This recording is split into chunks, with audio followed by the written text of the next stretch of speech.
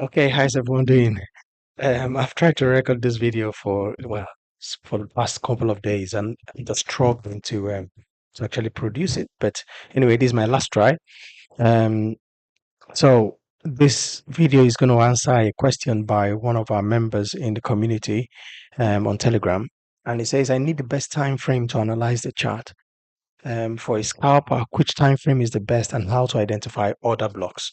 So very quickly, before we start answering this question, I would like to kind of pick out on one thing he says there, and that's a scalper. So that's a key word in this question here. So he regards himself as a scalper, and so he's asking what is the best time frame to analyze the chart as a scalper.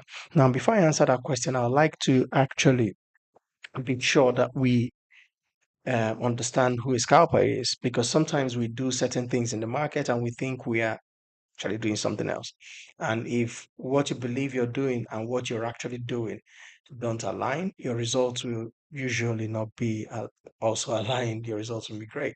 So um, I don't like labels. I don't like to do labels. I am not a day trader, but I take day um, I'm involved in day trading, right? I don't believe in some of those labels. So you've got to be able to respond to what the market is doing, right? And not necessarily tie yourself into some of these labels. But I get it. I get it. Some people like those kind of things, and that's still okay for some. But then scalping, it says, what is scalping in trading? Scalping is a trading style that specializes in profiting off small price changes and making a fast profit off reselling. Scalping is a term used in day trading for a strategy to prioritize making high volumes of small profits. Scalping requires a trader to have a strict exit strategy because one large loss could eliminate the many small gains the trader worked to obtain. This strategy must have the right tools to succeed, such as a live feed, a direct access broker, and the stamina to place many trades. So the key thing here is in forex trading, for instance, the scalper is trying to, you know, make profit from 2, 3, 4, 5 pips, very small number of pips. And but it's remarkable that they use very high trade size. So the lot size is really high and they're just targeting very few number of pips. Nothing wrong with that. As long as you understand that that's the way it is, you've got to take high volume, high trade sizes, very short um, uh, pip range, and then you've got to also be ready to take place many trades, right, at any time. So just be aware of that. And as long as you're doing that, then that's fine. Okay. And that takes us to your question now. So what's the best time frame to analyze the chart for a scalper?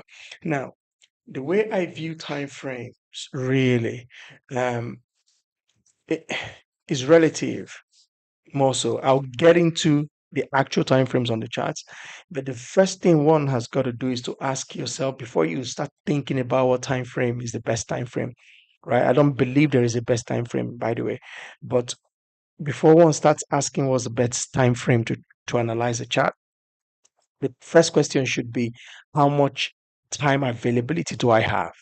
Now, what do I mean by that?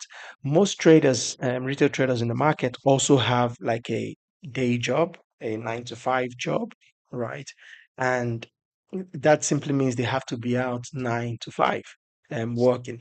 And some of these traders don't have the opportunity to um, hold, take their devices during the day whilst they're working to check what their trades are doing, right? Some don't, some do, right? And so the problem with that sort of thing then is if you're taking 5 minute trades, right? M5 trades, M5 time frame trades in that kind of work situation, you'll probably be missing opportunities, right? And you'll be entering or exiting out of emotion, right? And you'll be missing setups, you'll be getting in at the wrong time because you just cannot keep pace with that change in time. Every 5 minutes, you'll be working. But that same person, by the way, um, can still trade at the end of day or during their lunchtime, right? Which means that they can use their basic trading time frame to be, say, H1 or H4 or even daily. which means they can set a position and they leave the position to run for several days, right? It doesn't make them less profitable. It just means they take fewer trades because they have to wait for time, you know, for trades to set up. So, for instance, I think I'll give a quick example on the chart. So, if you take a look at a chart, for instance, right? So, if you're taking a 4 hour time frame, right? So, let's take an example of a trade. In fact, let me see if I can find a setup I took today on GBP on Euro USD. So this is 4 hour time frame, right? So this 4 hour time frame, right? Um, when you take a look at this, right? So that is a move, a bearish move, right? And what has price done now? Price has actually, right? Let's just grab us. Yeah, right. So price has moved down that move, and right now it has come over in 70.5. So um, what I call my sweet spot, right? And then price might be pushing back down. Now I don't know. We don't know yet, but price gapped up and came into this area of reversal, right? And then it's pushing down. But the question is, how many candles did it take for it to do that? Now it took 1, 2, 3, 4, 5, 6, 7. So 7 candles to do this reversal, right? Now those 7 candles, these are actually 4 hour candles, which means that 7 times 4, 28 hours, which is one full day. So you as a trader who does 9 to 5, doesn't have access to your phones during your work time, it means that you could actually take this trade. So you don't have to be checking this every 5 minutes. It took 28 hours for this move to happen. Right. And then once this move has happened, and if this move continues to go down, this move could actually move all the way from here all the way down minimum here, or maybe even, let's say it gets to this point here. So we're talking about 244 pips on this, right? Stop loss is about 130. So there's a 2 to 1 already here, and you can do more than that. You can do 3 to 1, 4 to 1, whatever the case is, right? But it will take several days and weeks to happen. Now compare that with, say, a 5 minute time frame. All right. So a 5 minute time frame, let's look for an opportunity on the 5 minute time frame. So we can see this here, right? So this is 5 minutes. I'm trying to find, let's delete some of these things so that I can look at price fresh in the market, right? Um, so ideally, this is 5 minutes. I can even drop down to, let's drop down to 1 minute. So let's drop down to 1 minute and take a look at this. So that's a very perfect example. So what do we have here? So we have a high that led to a low and broke out the structure here. So if we take again the Fibonacci tool. Now I'm not teaching you strategy here. I'm just saying, just my way of analyzing discount and premium levels in the market. So this is premium level, my sweet spot. I represent it as that. So you can see how long did it take for this to happen, right? So price came into here and then it has moved all the way down. So how many candles did that take for it to happen? It took 1, 2, 3, 4, 5, 6, 7, 8, 9, 10, 11, 12, 13, 14, 15, 16, 17, 18, 19, 20, 21, 22, 23, 24, 25, 26, 27, 28, 29, 30, right? 30 candles it took. But those 30 candles is just 30 minutes, right? So if you don't have the chance to look at your computer every 5 minutes, every 10 minutes, every 30 minutes, you may have missed this. If it took you an hour to come and find it, you come in here when price is now here. Do you now sell? If you sold, it will be the wrong approach to trading. It will be guesswork here now. Now you might have made money, but this is all you've missed to be able to earn some profit, right? So, and you buy at this point, and if you did not also check for a couple of hours, price actually came all the way back and almost to your entry price. And so you've lost all this, unrealized profit right here. And if you were waiting for a longer time frame because you couldn't look at your phone. So the most important thing isn't necessarily what time frame is the best time frame, is your own time availability. And it doesn't matter what your time availability is, you can trade around your time availability. So it might be that you're trading only 30 minutes in a day, which means you might be able to take trades on the H4, H1, H4, and D1 time frames, right? Because you can only look at your charts either at the beginning of the day or at the end of the day. It is possible to take those trades. But then when it comes to scalping, you can't be looking at daily time frame as a scalper, really. It's a waste of now you might look at it at the beginning of the year, and you now have an idea of where price is heading based on that, on price action or beginning of the month, right? But no point looking at monthly time frame every single day if you're a scalper, because you're only looking to snap out a few number of pips, right? So um as a scalper who is looking to take quick profits, the smaller time frames, 15 minutes, 5 minutes, 4, 3, 2, 1 time frame will probably be a good place to start.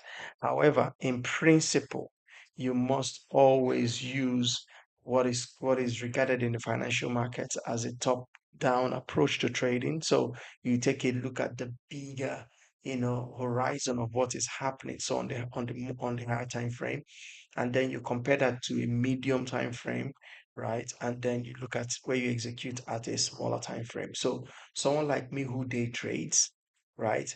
My longer time frame is typically, right, the H1 or the H4. My medium time frame is the M15, and my small time frame is 5 minutes to 1 minute, right? And I execute my trades from 5 minutes to 1 minute, right? But someone else who doesn't have the kind of time availability that I have, your longer time frame might be the weekly or the daily. Then your medium time frame might be the H1, and your smaller time frame might be the M15, which means that you can still be able to see what's happening across a wider time horizon. Right. I hope that kind of explains that it's not necessarily right and wrong, but it has to be a relative way of thinking, right? What time availability have I got? How much time can I dedicate to my trading? And then based on that time, realistically, these are the time frames I'll follow. But I would just say use a mindset of having a longer term, medium term, and shorter time frame, right? Now, when I say that for me as day trading, as a I day trade.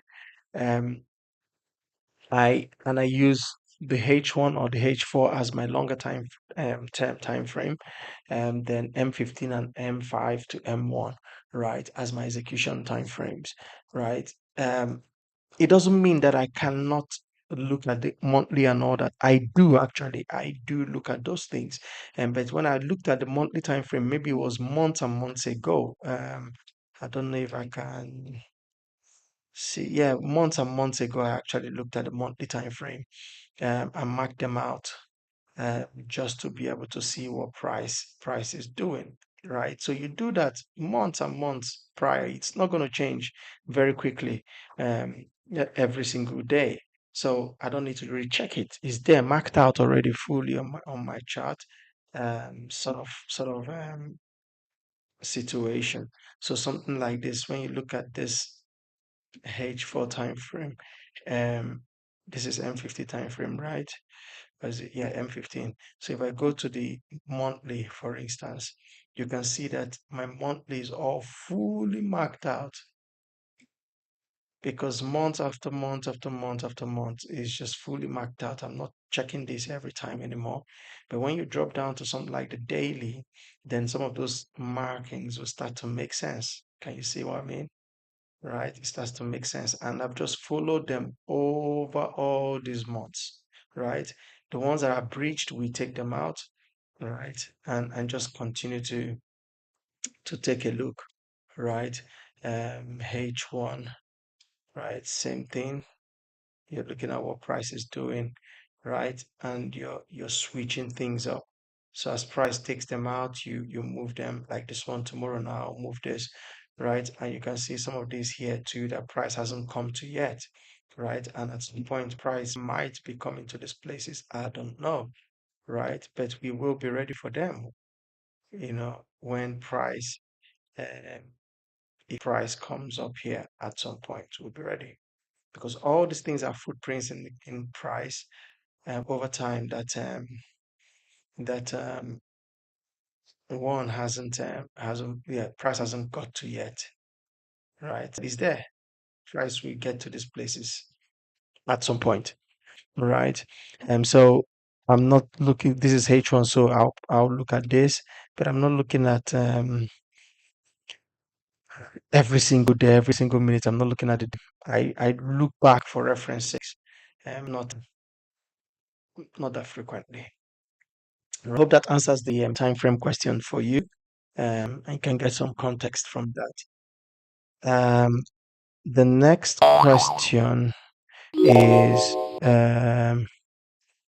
how to identify other blocks. So time frames. So before I talk about other blocks, I've got to talk about two topic first, and that's liquidity. So what's liquidity? So when it comes to liquidity, you hear this everywhere now in the market. It didn't used to be this popular until some people made it very popular over the past couple of years. Um, what that simply means is if you hear someone say something is liquid or illiquid, it means if something is liquid, it is plentiful, one, but as well it is affordable by many people. So it means I can transact it very quickly. So I can buy and I can sell. There are orders of it constantly. There's a lot of orders of this thing happening, right? So for instance, I can take a gallon of petrol and maybe that will cost 6,000 naira in Nigeria, right? 6,000 naira a gallon of petrol.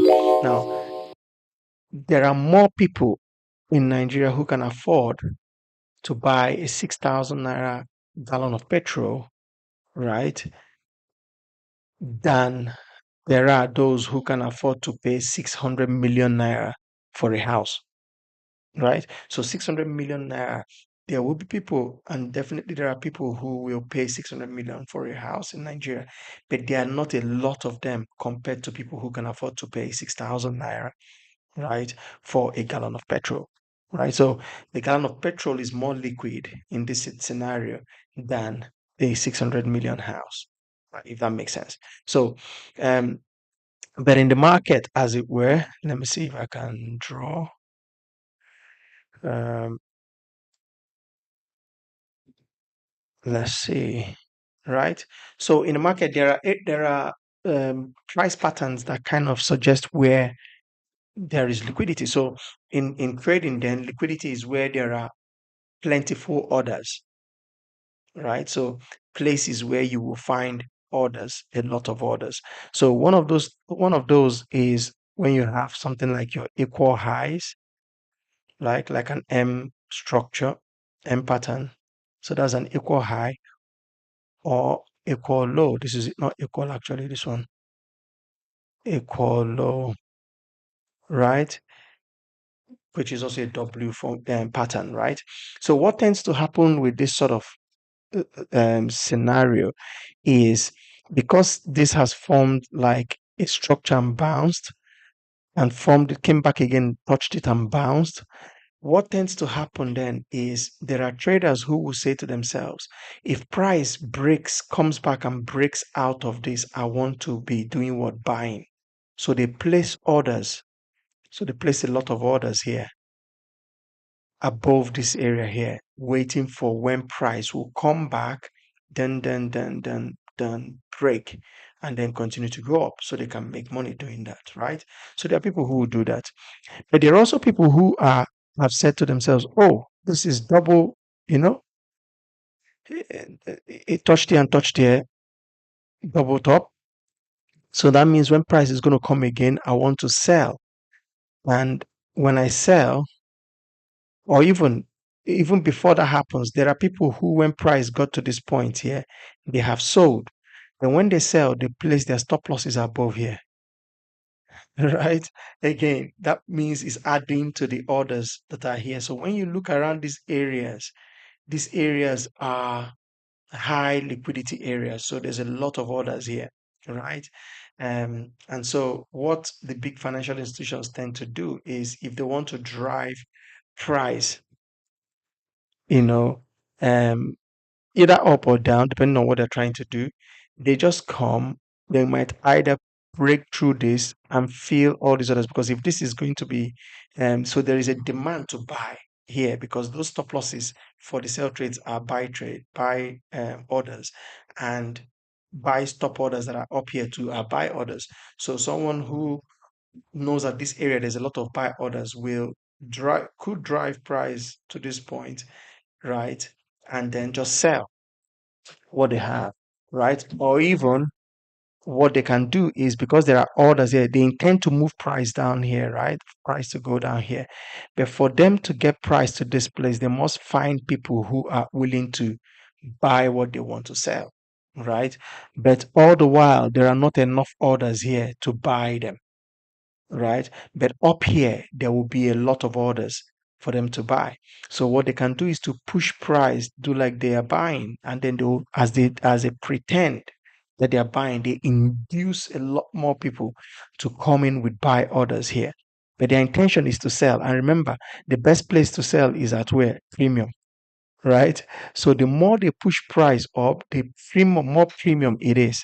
So that when they now get to this place, they can now dump a lot of all those orders they wanting to sell, and then price can then come down. So they had a better price, um, as it were, at this level here. So there is this theme now in the market where we're constantly looking for areas where there's high liquidity. So if price is behaving in a certain way and there is an area of high liquidity around, it is possible that price will come sweep that liquidity and then continue to go down. The opposite is the case for something like this, where there is a lot of liquidity around here and then drive the price down, sweep this, and then move up because there's a lot of orders here, right, to allow this to push to the upside. So that's liquidity. That's one type, the equal highs and the equal lows. Now, there are other areas where you can find high liquidity, so trend lines. So remember that when people are buying on a trend line, they wait for price to pull back, they buy, and then, sorry, this is the wait for price to pull back and they buy at this area here, and then price goes up. They wait again for price to come back to this area here, and then they buy again and they go up. Now, what that means then, if someone is buying around this area here, they're either setting their stop losses here, tight stop losses here, or more conservative stop losses there. Then when they do the same thing here, they set their stop loss here or they set their stop loss here. So you can now see that there's a lot of orders around here, right? Just around below this trend line. And the intention is that if price breaks this, sometimes price does this. In fact, a lot of times price will do something like this and then just sweep all these orders that are here and then take off. Or price will get enough momentum by just going boom, a lot of orders have come in and then continues to go down, right? So that also happens a lot. The opposite is the case for the sell traders. The bearish trend as well. There's a lot of liquidity above this area here, and what they're constantly doing is just tapping this area and taking off, right? Or breaking this area, pull back, and then continue to go up, right? If that makes sense. So that is the second type of um areas of liquidity. And just generally where you see swings, those swings are usually areas of high liquidity. Somewhere around these areas are usually areas of liquidity, right? So bear that in mind. So um, not all area of liquidity is enough to attract the interest of the big financial institutions. Those areas must look like areas where there will be a lot of orders to be induced or to attract the kind of volumes that they trade. So I'm not teaching strategy here. I'm just kind of making sense, right? So that's liquidity, areas of unfilled orders, right? And it's the same thing for other blocks, right? Um, so is liquidity because at those areas the activity is a lot. Remember my gallon of petrol scenario and the 600 million house, right? Petrol gallon 6,000, um, house 600 million, there'll be more people lining up to take the 6,000. So if you can find those areas where there are more people lining up in an area, then prices, the big financial institutions are likely to come to that area, swallow most of those orders, and then continue on in the direction they want to go to, or in certain cases, do this and continue to go up, right? So, um, yeah, other blocks. Now, when and if, when and if, let's select all this. So usually when price, so let's use this again, pull back, right? When price then takes off from this place and starts to go, right?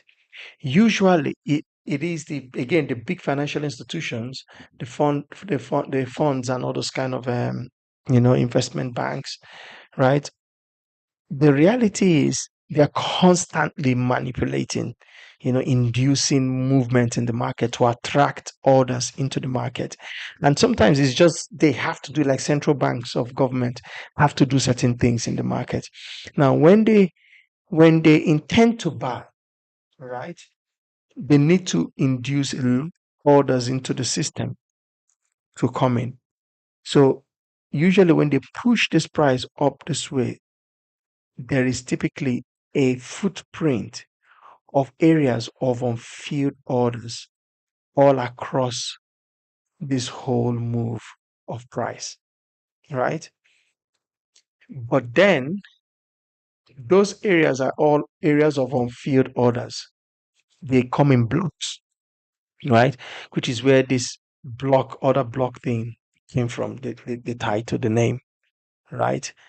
Order block. So there's a block of unfilled orders, a block of unfilled orders, block of unfilled orders, right? But we don't take the trade for all blocks of unfilled orders. There are specific reasons and specific rules around those blocks that we take trades from. And one of this is it has to be, if I'm trying to buy, I have to buy at discount. I can't be buying here. This is like premium. I have to wait for price to come all the way down. Then when it comes around this area, right, I want to now buy to follow price to go up. But remember, what started this is this move here. You found a footprint there that shows that there is a block of unfilled orders, and then you wait for price to come back into that block, and then you follow the move up. Now, when it is for a buy, and a bullish order block is known as demand, right?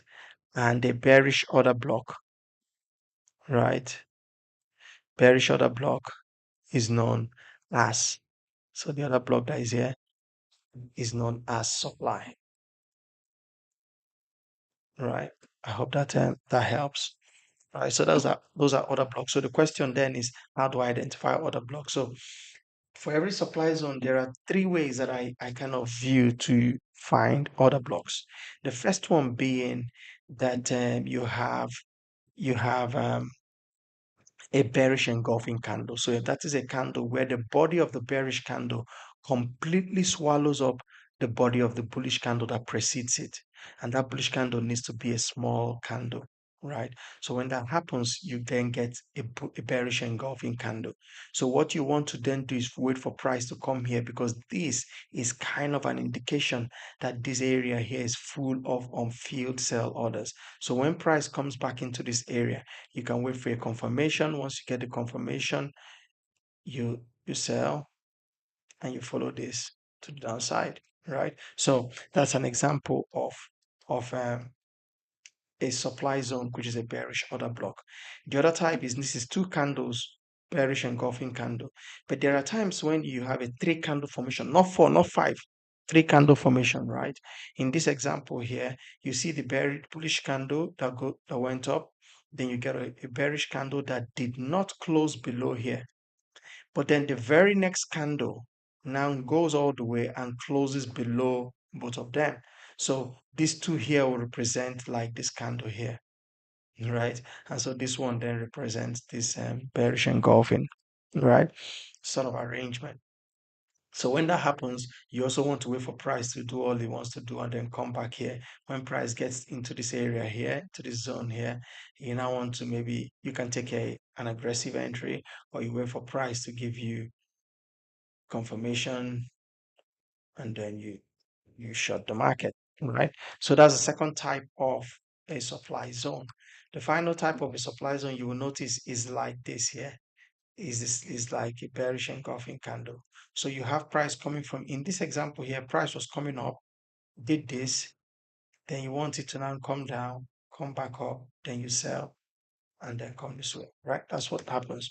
Then in this example here, price is coming from up, giving you the block, the breeder, and then giving us a bearish engulfing candle, right?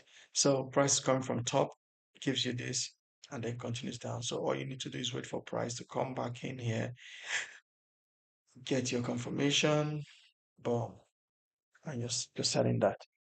Okay, so that's a type of supply zone.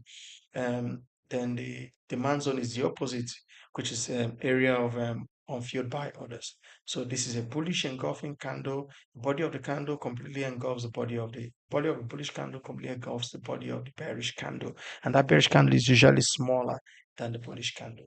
Second example is again like in the first case where we have a bearish candle, right? But the first bullish candle does not completely take it to engulf it, right? And then the very next one, the third one, not the fourth one, not the fifth one, the very third one, very next one completely takes out all these highs as well as these two together, takes them out, right? And when that happens, all you're waiting for then is you're waiting for price to do what it needs to do up there and then come back into this. If you get a confirmation, boom, boom, boom, you want to set, you want to buy, and you follow price to the upside. Okay. So that's the sort of thing we are looking for. Then this one as well has the breeder candle here. So you bullish, breeder, bullish, and you wait for price to do this, come into here, and then you take off. So that's what you're trying to do. So that's demand zones. So let's quickly look at some price, on the price chart, if we can see some examples. So so let's even take a look at this. Oh, there was this thing I looked at today earlier. US 30. So when you look at US 30 and I think 1 hour, let's go to 1 hour and see. Yeah, yeah. So I looked at this today and it was a very clean trade actually. Right. So So we know based on certain rules that there will be other blocks here, but not on the H1 time frame. This is probably 5 minutes is where those other blocks are.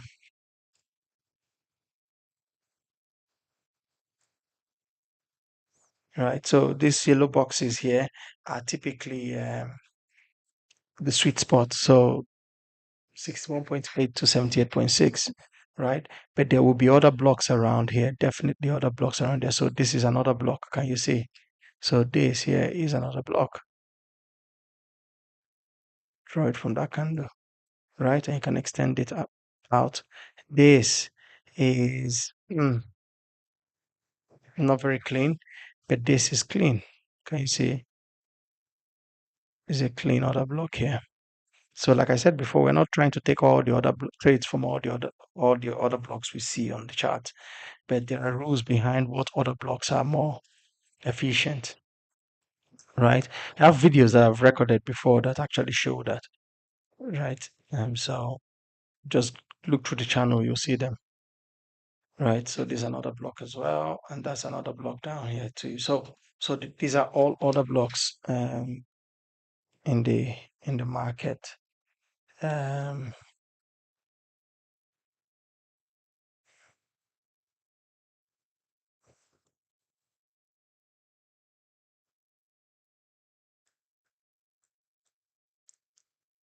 right, so this was a very nice setup as it were in the morning.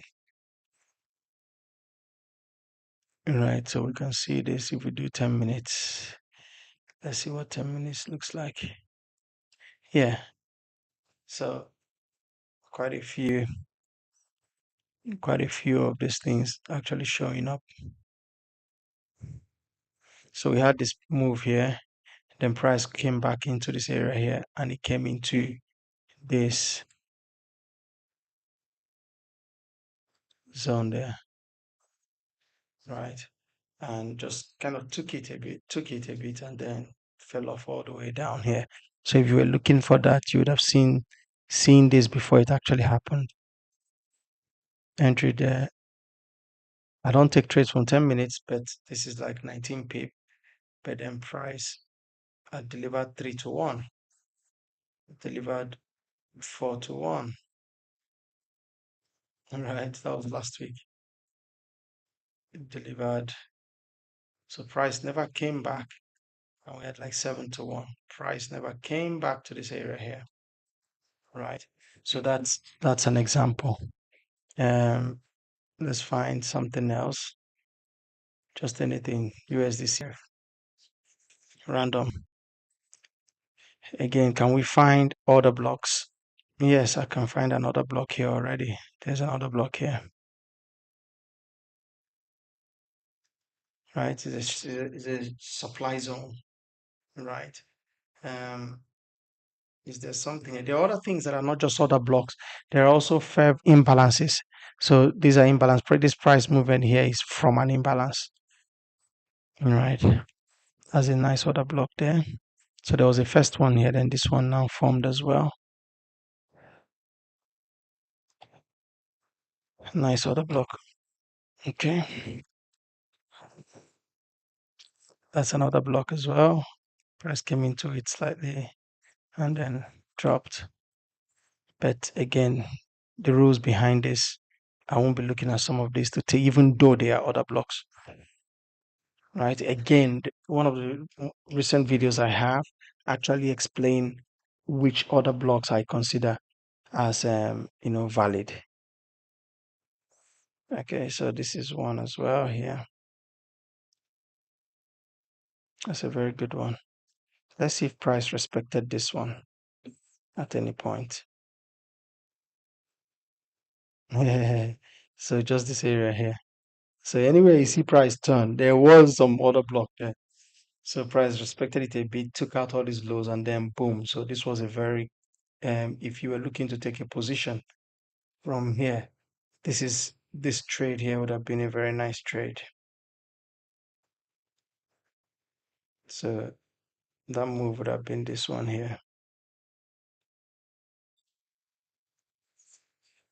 Ooh.